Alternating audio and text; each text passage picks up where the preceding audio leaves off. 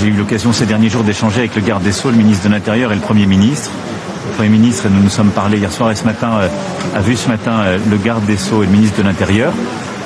Il est clair qu'il y a un dysfonctionnement et que nous ne pouvons pas ne pas voir que des failles se sont révélées. Il faut maintenant les clarifier. Et donc, ce que le gouvernement va faire, c'est de se mettre en situation, avec des enquêtes très rapides, et j'ai demandé qu'elles soient le plus rapides possible, et bien de pouvoir clarifier aussi les responsabilités qui sont à l'œuvre. Mais les choses ne se sont pas passées comme elles auraient dû se passer, c'est une évidence. Et donc c'est inacceptable. Et donc au-delà, évidemment, de l'IANA, et c'est indépassable pour ses parents, et je redis ici la peine de la nation, nous devons clarifier évidemment ce qui s'est passé pour l'IANA, pour sa famille, et pour aussi potentiellement toutes les autres victimes. Mais ceci participe de l'effort que nous organisons avec le gouvernement, cela depuis des années, par le réinvestissement que nous avons fait pour la justice et pour l'intérieur. Et moi, je ne veux entendre aucun argument de moyens dans cette affaire. Parce que depuis 2017, j'invite chacun à regarder les moyens qui ont été mis dans la gendarmerie, dans la justice. Bon. Donc c'est une question de réponse, de fermeté, d'organisation, de responsabilité. Donc elles doivent être établies. Mais ça participe aussi de cet effort qui est fait sur la protection de nos enfants. Et aujourd'hui, nous avons un système collectif, je dirais, du système judiciaire à ce qui est fait par l'aide sociale à l'enfance plus largement, qui doit être encore amélioré et rehaussé. Voilà. En tout cas, je ne vais pas ici préempter le débat. Les choses, on ne peut pas accepter ce qui s'est passé. On ne peut pas accepter ce qui s'est passé. On ne peut pas regarder en face sa famille et lui dire que tout s'est bien passé. C'est faux. Donc comme vous, je suis choqué par ce qui s'est passé et par ce qu'on entend. Maintenant, on doit les clarifier en bon ordre. On doit laisser le temps minimal aux inspections qu'on a mandatées pour pouvoir clarifier cette situation.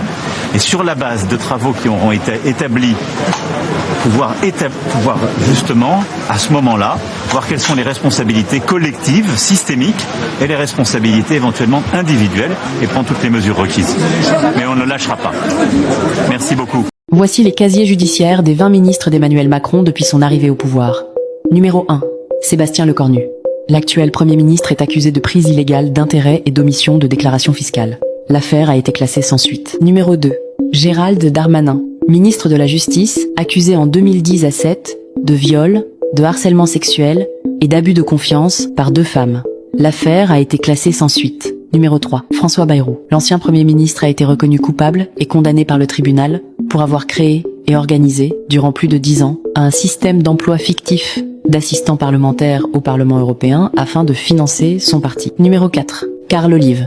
Le député macroniste a été condamné, le 10 à 8 novembre 2024, à 8 mois de prison avec sursis pour prise illégale d'intérêt. Numéro 5. Alexis Kohler. L'ex-secrétaire général de l'Élysée est accusé de prise illégale d'intérêt, de corruption passive et de trafic d'influence. Numéro 6. Jean-Michel Blanquer. Le ministre de l'Éducation de 2010 à 7 à 2022 est accusé de malversation financière au sein d'un syndicat pour un montant de 65 000 €. Numéro 7. Bruno Le Maire. Le puissant ministre de l'économie de 2010 à 7 à 2024 est accusé d'être impliqué dans la disparition de 2 millions d'euros de fonds de campagne de son parti en 2016, mais l'enquête a été classée sans suite. Numéro 8. Rachida Dati, la ministre de la Culture. Depuis 2024, Madame Dati aurait touché environ 900 000 € du patron de Renault-Nissan entre 2010 et 2012. Elle est mise en cause pour corruption et trafic d'influence. L'enquête est en cours. Numéro 9. Richard Ferrand, ministre de la Cohésion des Territoires en 2010 à 7. Il est poursuivi pour prise illégale d'intérêt. Monsieur Ferrand aurait favorisé sa compagne dans une opération immobilière. Numéro 10. Philippe Tabarot, ministre des Transports, est visé par une enquête pour détournement de fonds publics et prise illégale d'intérêt. Numéro 11. Éric Dupond-Moretti, ministre de la Justice en 2020, il est accusé de prise illégale d'intérêt et d'avoir tenté de régler ses comptes après sa nomination comme garde des Sceaux, avec 3 magistrats ayant mis en cause ses clients à l'époque où il était avocat pénaliste. Numéro 12, Olivier Dussopt. Le ministre du Travail de 2022 à 2024 est accusé de corruption et de prise illégale d'intérêt dans un marché public. Monsieur Dussopt aurait tenté de manipuler un appel d'offres public sur la gestion de l'eau de la commune. Numéro 13, Agnès Firmin-Lebaudot. La ministre de la Santé de 2023 à 2024 est accusée d'avoir reçu des cadeaux de luxe de laboratoires pharmaceutiques. Numéro 14. Damien Abad. Ministre des Solidarités, en 2022, Monsieur Abad est accusé par 3 femmes de viol et de tentative de viol en 2010 à 7 pour des faits remontant entre 2010 et 2011. Numéro 15. Caroline Cayeux. Ministre déléguée en 2022, Madame Cayeux est accusée de fraude fiscale et de déclarations mensongères sur son patrimoine. Numéro 6.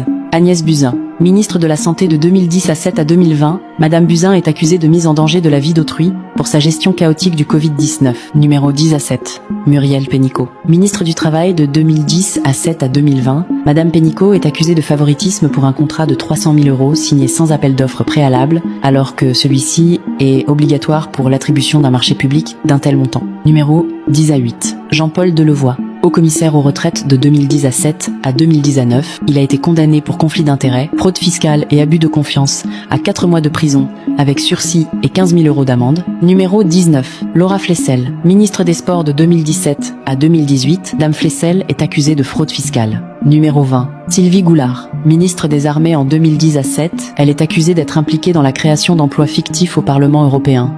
Cette sensation s'appelle Coke. Ça débouche le nez, agrandit la narine, donne confiance. Parce que c'est notre sensation. Et avec les petits mouchoirs de voyage, c'est encore mieux. Tiens, qu'est-ce que c'est que ça? Ah, de la poudre blanche sur mon visage. Eh bien, c'est une petite mésaventure. La vie nous réserve toujours des surprises, n'est-ce pas? La poudre de perlimpinpin, c'est fantastique, je l'ai gratuitement. Grâce à vous les gueux. Et surtout, continuez à aller bosser.